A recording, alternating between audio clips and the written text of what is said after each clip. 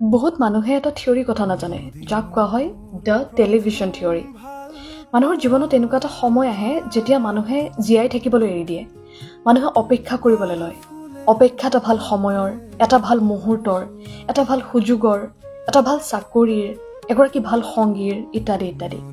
কিন্তু মানুহে বুজা উচিত যে মানুহৰ জীৱনটো এটা টিভিৰ দৰে।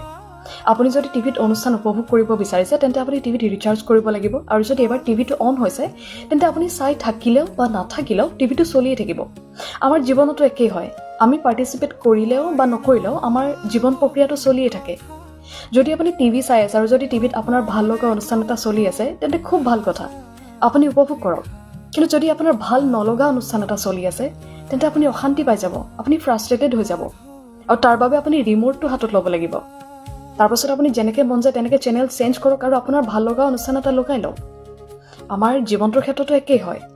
কিন্তু আমি মনত ৰখা উচিত যে যদিহে এবাৰ টিভিটো অফ হৈ যায় আমি পুনৰ অন কৰি ল'ব পাৰোঁ, কিন্তু যদি আমাৰ জীৱনটো অফ হৈ যায় আমি আকৌ অন কৰি ল'ব নোৱাৰোঁ।